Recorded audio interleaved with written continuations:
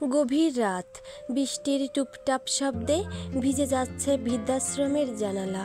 এক কোণে বসে আছেন এক অসহায় মা, খাদিজা খাতুন।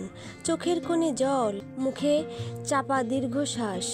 এক সময় ছিলেন তিনি সুখী এক সংসারের রানী, 4টি সন্তানের মা, স্বামীর ভালোবাসায় পূর্ণ জীবন। স্বামী মারা যাবার পর তিনি জীবনের সবটুকু নিঃশেষ করে সন্তানদের মানুষ করেছেন। কিন্তু সময় বদলায়, সন্তানরা বড় হয়েছে, আলাদা সংসার পেয়েছে, আর মা তিনি হয়ে পড়েছেন অতিরিক্ত অবাঞ্ছিত একটি বোঝা। ছেলেরা বলে, মা তুমি তো বোঝোই, বাসায় জায়গা কম।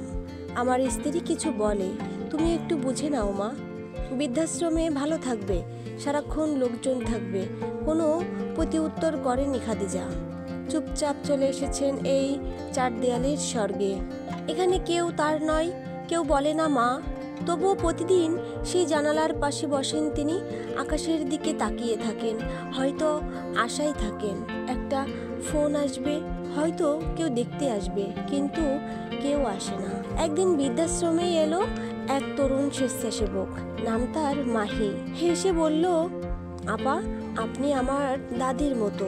আমি যতদিন আছি আপনার সঙ্গে থাকবো, বসে কথা বলবো। মা খাদিজা কাপা কণ্ঠে বললেন, বাবা আমি দোয়া করি যেন তোমার মতো কেউ কোনোদিন মাকে ভুলে না যায়। কারণ মায়েরা শুধু দেন, কিছু ফেরত চান না, চান শুধু একটু ভালোবাসা। এই গল্পের শিক্ষা এটাই বন্ধুরা, মা বাবা জান্নাতের দরজা। তারা যতদিন বেঁচে আছেন তাদের পাশে থাকুন, তাদের ভালোবাসুন।